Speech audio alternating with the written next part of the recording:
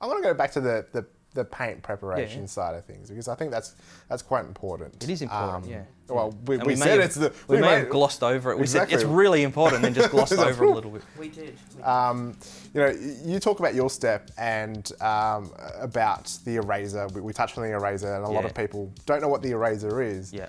And then you've got some really old school people who a clay bar and lubrication of that. So and you tell some people that clay bar's old school. Yeah. And they're like, no, it's just it's new. It's a new method. It's not clay bar's 90s, mid 90s, and it was very, very good. I mean, there was really no decontamination before a clay bar. You had some chemical decontamination where you wash the surface, that's chemical decontamination, but you had no mechanical decontamination. So when the clay bar was invented by a Japanese company, it was the first product of its type to do something that we weren't doing before, and it improved the paint correction step enormously and made your whole detailing process more efficient. The end result was better, and it looks after the paint as a result. Instead of heating and pushing those contaminants down into the paint, or heating them and fusing them to the paint, you're actually removing them before the step. So not only is it very, very, very important that you carry out that step, how you carry it out is important. And at the time, when clay bars were new, that was the only way of doing it. But now the eraser's here, and the eraser's a more efficient way of decontaminating, of mechanical decontamination. I think it's a great, it's so easy, right? And it's used on the Velvet Revolver as well. To use it on a machine, yeah. Yeah, to use it on a machine.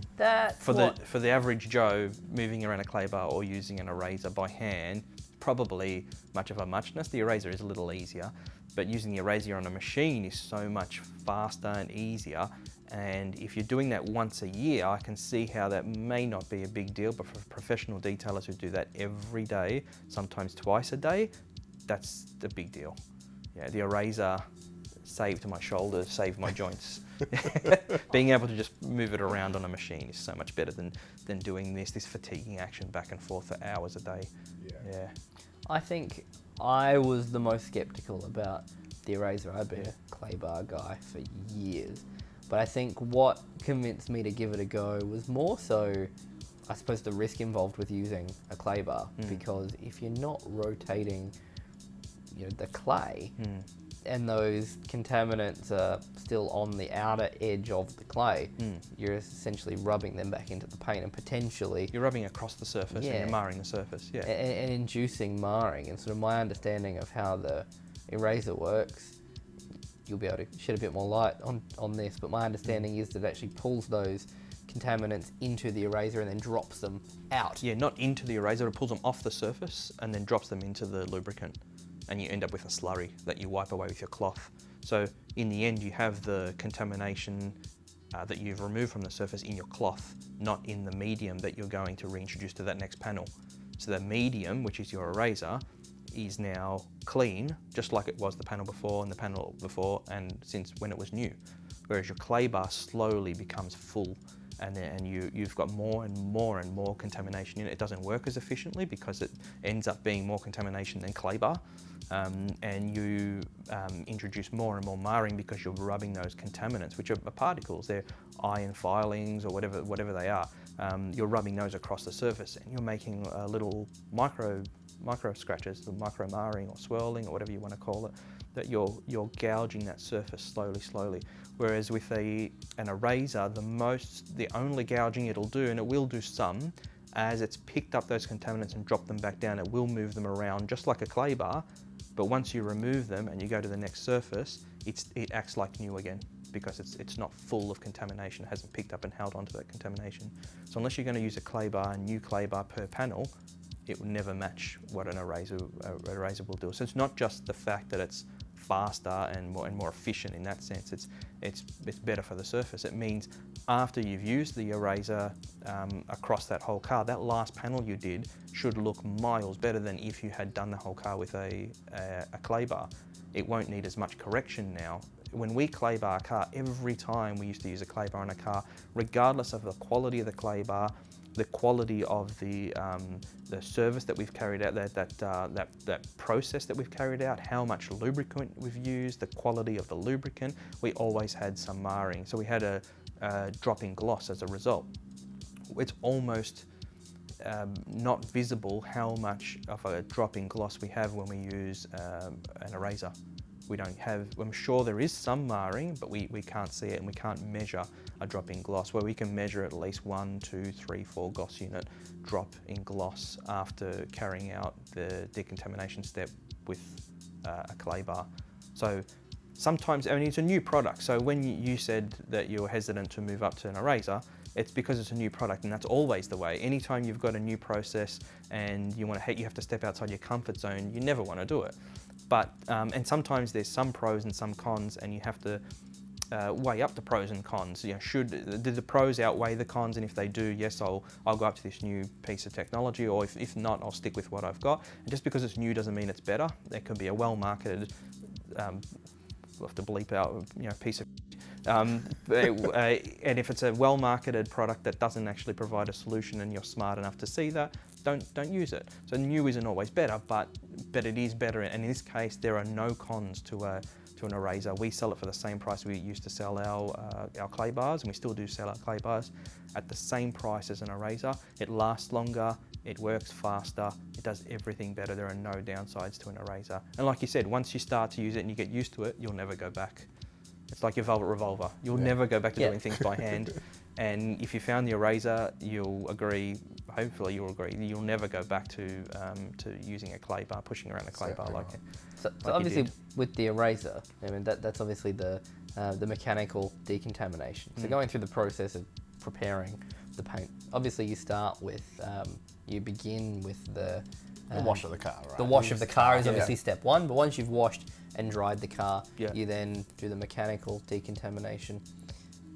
What about the chemical decontamination? How does that process work? I've used Cleanse Strong. Obviously, Cleanse Strong is what you recommend to use for that step, but I notice you've got two products in. You've got Cleanse Strong and Paint Cleanse. Yep. Can you explain a little bit about how Cleanse Strong works to decontaminate, and then what's the difference between those two Cleanse products? Strong and Paint Cleanse? Apart from a similar sounding name there, and the fact that those two products are classed as decontamination products, they're completely different. So Cleanse Strong is what we use after the eraser to chemically decontaminate the car. So the eraser doesn't always collect every type of contaminant. It's good for the hard physical, the harder little particles that you can peel off the surface, but there are some subsurface contamination. So there's the things like tar, which actually get in the pores of the paint because they're a liquid, or they're like a paste, and they're just more resilient to mechanical decontamination. They just won't peel off the surface like the other particles will. So we use a chemical decontamination to remove those. You can either do it before or after the step. We prefer to do it after the mechanical decontamination, but some people prefer to do it before, and I'll use different products for chemical decontamination. So some products are pretty aggressive, which we don't like. We like everything, or like using something that's safe, and Cleanse Strong is safe on glass and chrome. So whatever it might come into contact with, you're not going to ruin the surface. There are some products which will be safe on paint, but as soon as they hit a rubber, if they leak down and hit a rubber, they'll destroy that rubber. So that's out of the question for us. If it takes a little longer, we'll use the safer product, because no matter how skilled you are, you will always make a mistake, and you'll have a drip of whatever chemical you're using drip onto a surface that's not meant to be, and you'll have some damage. So we're not the type of detailers to use chemicals that are that aggressive, and you don't need to. Cleanse Strong, you've used Cleanse Strong? Yeah. It's efficient enough. It's powerful enough. No need for anything more aggressive. It does a very, very good job of cleaning up anything that the mechanical decontamination step didn't achieve. Paint Cleanse is a product that's dedicated to removing polish and any of those type of waxes that might hinder the ability of the paint protection to adhere to the surface. So it's a non-residual cleaner, so it will remove everything from the surface and flash off, and it won't leave itself behind, provided you've applied it correctly. Cleanse Strong won't. Cleanse Strong will leave a residual. and that's not good for applying paint protection to the top of, because there will be a layer, a thin film of Cleanse Strong between your paint and the paint protection, which is obviously no good. Whereas Paint Cleanse is designed to remove everything off the surface and leave a clean surface. And you can feel it squeaky clean after Paint Cleanse. And that's good because your paint protection will stick to the surface properly, and you'd get the durability and the longevity out of the sealant. Do you have a question? No, sure. So after that mechanical decontamination and the chemical decontamination as well, we step into the world of polishes. The good stuff. The good stuff, exactly. Yeah. The white cream. Yeah, we're at the exciting. We're talking about the exciting stuff. The stuff everybody wants to hear. So you've got, I believe, at the moment 3. Yep. So you've got cap heavy, cap medium, and cap ultrafine. Yep. Do you want to explain a little bit about how we primarily used cap heavy, and I'm led to believe that your kit is also sold with cap heavy as well. The Velvet Revolver in kit form has a bottle of cap heavy in it. Yep. Why not ultrafine in that instance? Yeah.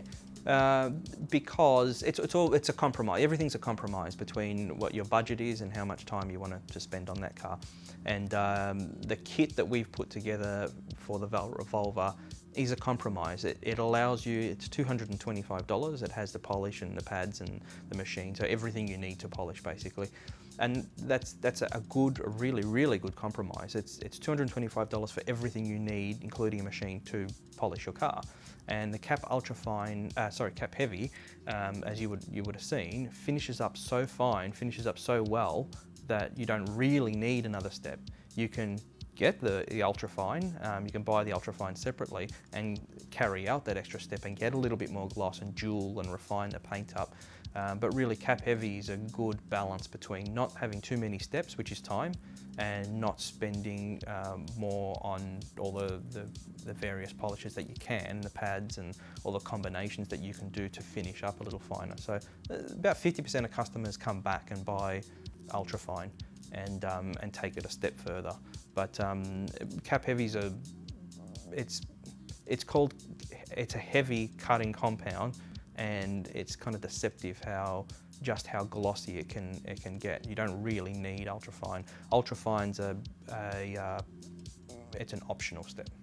Yeah, it's not something you need to do. It's something you want to do just to get that little bit extra. I think that's what couple extra gloss units out. Yeah, I think that's what people are scared of. Like, especially when we were looking at it, cap heavy. Wow, we're going to be really abrasive. Really with aggressive. This. Yeah, so we're going to be really aggressive with the paint. We're going to have to try and get something finer to be able to finish it off. But as you said, it's so forgiving that it brings that option of going to fine if you really want to. Yeah, it's not the most aggressive polish on the market, that's for sure. It's not even close. There's some products that are so aggressive, so powerful. The cutting power they have is just enormous, and it's not really. We find it unnecessary, completely unnecessary, because we don't have anything. We only use cap heavy as our most aggressive polish. But it's a good, again, a good compromise between not being too risky. It doesn't build up too much heat, but it is efficient. It will get almost every imperfection that you will need to get out of paintwork or glass, and without the risk associated with some of those ridiculously powerful cutting compounds. Yeah, and low dust as well, that's what we've noticed. Low dust, a lot of gloss. Yep. Good as almost a one-stepper. It's not a one-stepping compound, but you can use it as a one-stepper. You can get those scratches out and finish up and put your paint protection on top, and it's 90 gloss units, which is more than acceptable.